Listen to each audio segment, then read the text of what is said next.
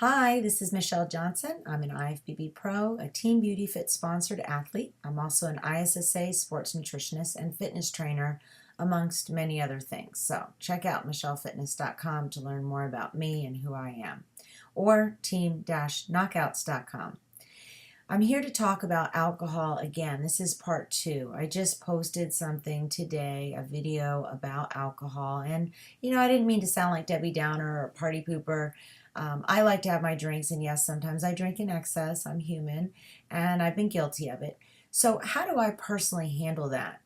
Well, the one thing I do know is it's wise to drink water in between your drinks. So you have to think for every drink that you drink, you're also dehydrating your body on some level. And it's good to dilute your drink so that you're at least bringing less of the pure sugar into your body and those impurities into your liver. So I would suggest that you consider that you're also um, taking your body into more of an acidic level, and that's never healthy or good and can really throw your metabolism, your health, everything out of balance when your body is in an acidic state, especially if you drink a lot and all the time. You're going to get inflamed eventually.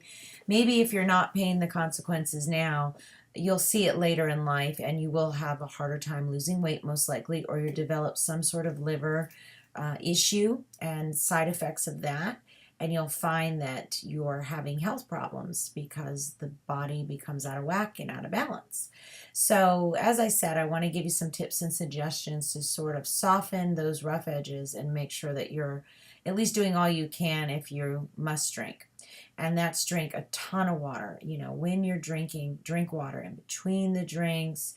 If you drink one drink, think of 3 glasses of water for each drink that you drink. Also, don't rely on your calories with alcohol. Make sure you are getting protein. Protein is a great way to prevent inhibiting your muscle because alcohol will inhibit muscle growth. So you want to try and get yourself more protein, and I would suggest every meal during the day be protein, vegetables, or healthy fat, and then make the alcohol again your carb source. Or if you deplete all of your carbs all week, then you can carb load on the weekends, or maybe you can use it as part of your carb loading cycle where you have 3 days of lower calories, lower carbs, and then a day of higher calorie, higher carbs, and then back to the lower calories and carbs, and again higher calories, because alcohol will add up. And you can count on 200 calories at least for each drink. If you're drinking a margarita, it could be as high as 800. And you may want to look up your alcohol before you drink it and kind of go for the ones that are less likely to harm you. If you know that you're sensitive to fruit sugars or you have gluten intolerance, drink things that are not as high of a glycemic index in sugar, and try to get gluten-free alcohols. I know Tito's has a vodka that's gluten-free. And go for those skinny drinks like skinny margaritas and all that good stuff that they have out now. Even skinny mocktails. I'm sorry, definitely not mocktails. Skinny mocktails can have more calories than real alcohol. Skinny mojitos I've seen. So there's lots of options out there, and just think about the consequences after the drinking. How much is that alcohol worth? Feeling like crap the next day. You're going to be tired. You're not going to exercise. You're not going to be in your normal rhythm.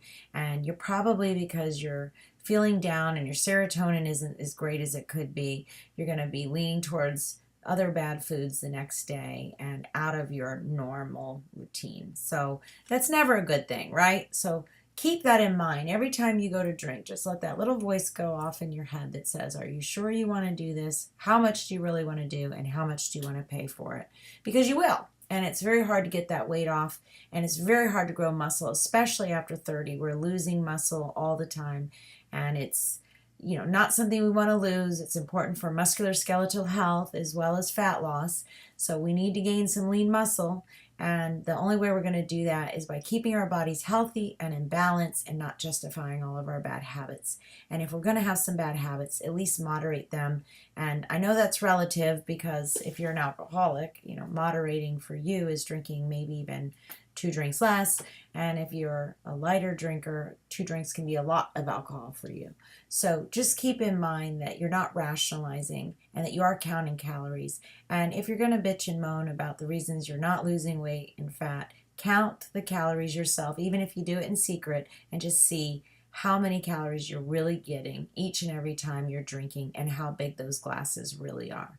So those are my tips and suggestions on alcohol. If you've got a drink and it's a must, now you know the way that you can at least make it a little less harmful. I hope that helped. If you have questions for me, I'm Michelle at michellefitness.com. Check out my website, michellefitness.com. Thanks for watching.